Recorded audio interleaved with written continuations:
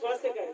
1975 से हमारे यहाँ मांग चल रही है कि स्वास्थ्य हॉस्पिटल खोला जाए। स्टाफ तो है लेकिन बिल्डिंग नहीं है, एक 3 सेट में चलता है।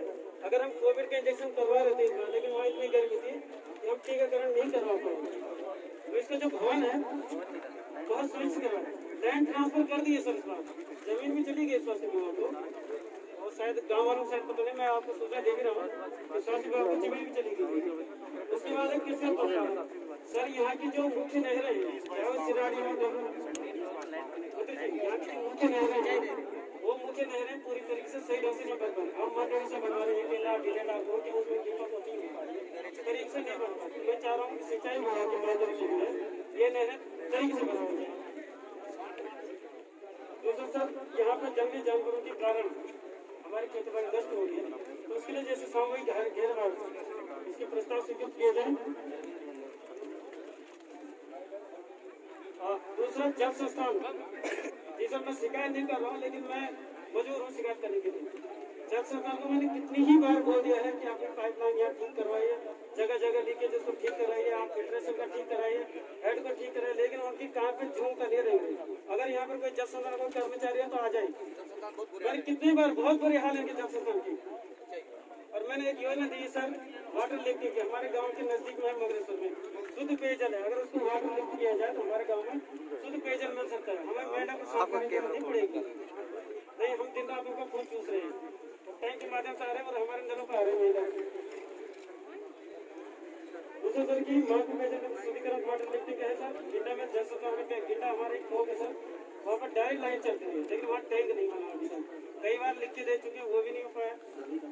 उसके बाद सड़क ढांचे निर्माण के लिए हमारे यहाँ पर जैसे मोदी से बहुत, क्योंकि धीरे धीरे गाँव की जनसंख्या बढ़ रही है, पंचायत बनने वाली छोटे हैं, तो अगर बड़ी सी बिल्डिंग बन जाए जहाँ हमारा पुस्तकालय बन जाए, भारत घरी बन जाए सर, मतलब मल्टीपर्पज एक बहुत ऐसे भवन बन जाए।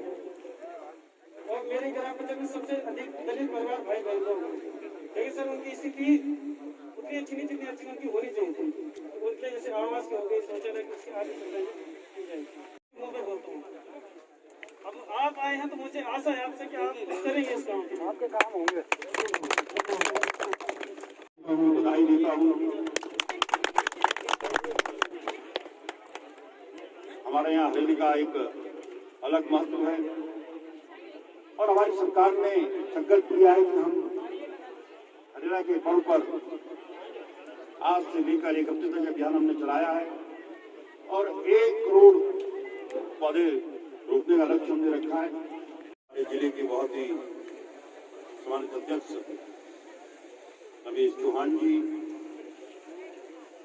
हमारे जिले के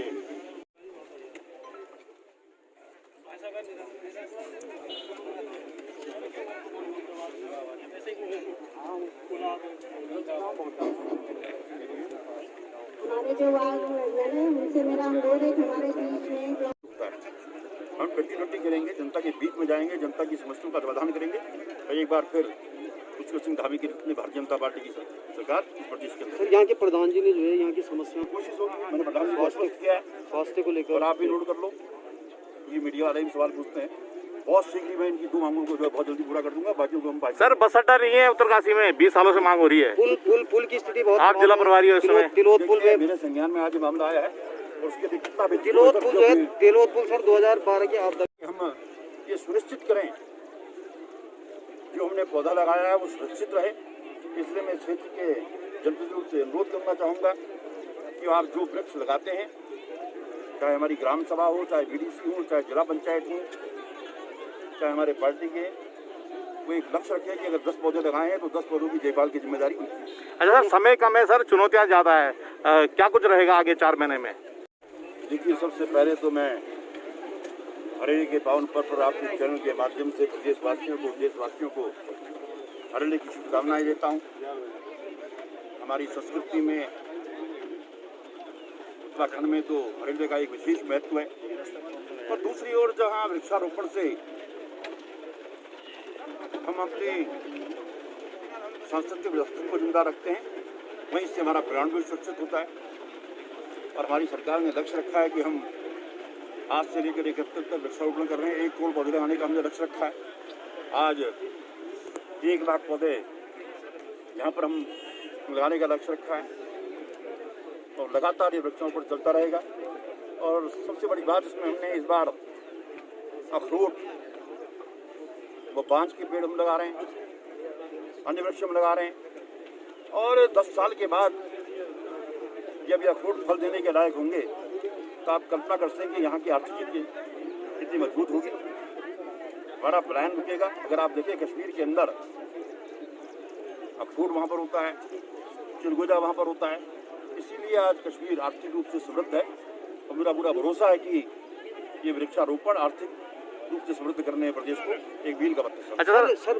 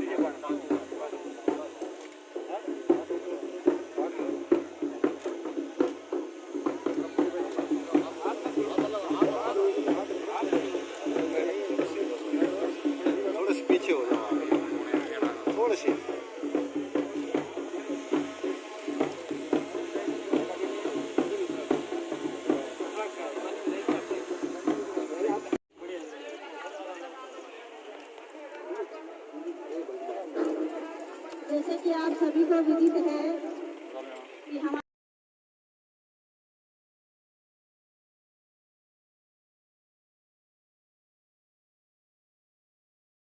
होगा, आपको कष्ट हुआ होगा, पुलिस वालों ने आपके चालान भी काटे होंगे, लेकिन आज आप सुरक्षित बैठे हैं। हालांकि हमने इस कोरोना में कई अपने विधायक हुए हैं, कई मंत्री हुए हैं, कई केंद्रीय मंत्री हुए हैं, लेकिन आज हम सुरक्षित हैं।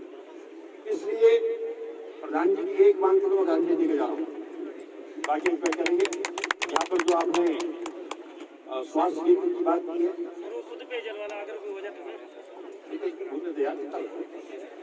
सबसे पहले मेरी कोशिश होगी जाने के बाद उसका बजट रिलीज कराएंगे।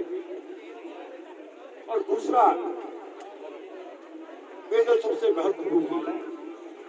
एक बार आदमी बिना बिजली के रह सकता है, एक बार आदमी बिना सड़क के रह सकता है, लेकिन पानी के बिना सुबह से दैनिक से लेकर रात तक की क्रिया पूरी नहीं होती।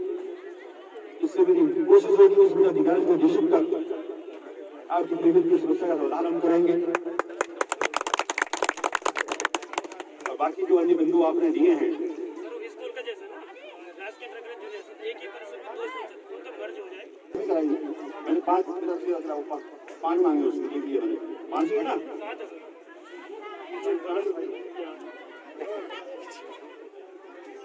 2 की तो मैं गारंटी देके जा रहा हूँ। और उसको भी हम पाइपलाइन पे लगाएंगे। शिक्षा भी बहुत जरूरी है, लेकिन आपको विश्वास रखना चाहिए। यहाँ के बच्चे जो है दूर जा रहे हैं पढ़ने कहा ना उसको भी लाइन में लगाएंगे, लेकिन हमेशा शिकायत के अंदर पे बात नहीं करना चाहिए, काम करने की हमेशा आदमी को पॉजिटिव रखनी चाहिए। और मुझे पता कि आज मैं तो पूरे प्रदेश में घूमता हूँ, आपको ऐसा जिलाधिकारी मिला है कि जो आपके दर्द को समझता है, अपनी पीड़ा को समझता है और रस्ते ढूंढने की कोशिश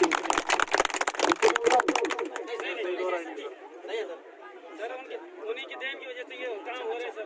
तो आगे बढ़ जाइए। लगे हैं सर, उन्हीं की देन है सर। अच्छे जिला तो इसलिए एक बार इस अवसर पर आप सबको हरियाणा के पर्व की शुभकामनाएं देते हुए, बधाई देते हुए और आपको ये भरोसा दिलाते हुए, क्योंकि पार्टी ने मुझे यहाँ के प्रभारी मंत्री की जिम्मेदारी दी है, तो लगातार मैं आपके बीच में आते रहूंगा और जब उनका लगातार संवाद होता है, मिलन होता है, तो उनको दस्ते निकलते